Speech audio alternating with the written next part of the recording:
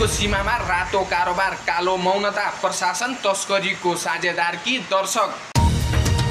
सुदूरपश्चिमको सीमावर्ती पुनर्वास नगरपालिका देशकै संवेदनशील क्षेत्रमध्ये पर्छ। यहाँको भूगोल, सिमाना र जनजीवन आफैमा चुनौती छन्, तर यी चुनौतीभन्दा गम्भीर छ रातको अँध्यारोमा खुलेआम चल्ने तस्करी र त्यसलाई मौनता स्वीकृति दिने राज्य संयन्त्र। रात पर्दा सुरक्षाकर्मीहरू दायित्वमुक्त हुन्छन्। सीमाबाट चामल, नुन, तेल, अन्डा, सवारीका पाठ पूर्जाहरू, मदिरा, लागु पदार्थ, ब्राउन सुगर, चरेस, गाँजा आदि मालहरू अवैध रूपमा ओसार पसार हुन्छन्। सशस्त्र प्रहरीको पोस्ट नजिकैबाट माल पस्छ, सवारीहरू बेफिक्री ओहोर दोहोर गर्छन्। सशस्त्र प्रहरी बल एपीएफको मौनता प्रश्न चिन्ह मात्र होइन, संलग्नताको सन्देह हो। रातको तस्करीमा छुट, दिनमा सर्वसाधारणलाई शास्ति। दिनको उज्यालोमा भने अर्कै दृश्य देखिन्छ। कञ्चनपुरका गरिब किसान र मजदुर र आम नागरिक 1 किलो चिनी, 1 किलो नुन, 1 किलो दाल र 1 किलो आलु, प्याज, टमाटर बोकेर सीमा काट्दा पनि सुरक्षाकर्मीहरूको हिरोगिरी देखिन्छ।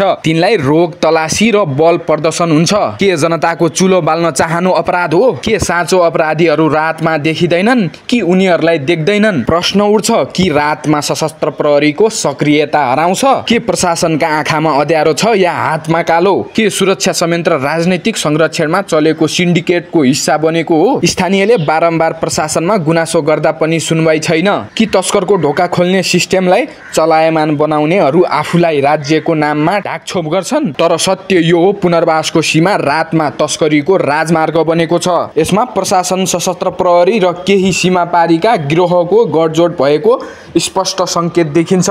यो न्युज कसैलाई डराएर लेखिएको होइन, यो खबर कसैको इसारामा होइन, यो सत्यको आवाज हो। यो आवाज पुनर्वासको नागरिकको हो, जसलाई थाहा छ के भइरहेको छ। यो आवाज त्यो पत्रकारको हो जो सत्ताको होइन, जनताको प्रतिनिधि हो। तथ्यहरू बोल्छन्, हामी तिनीहरूलाई लेख्छौँ, डराउँदैनौँ, किनभने सत्यको कलमलाई कुनै सत्ताले बन्द गर्न सक्दैन।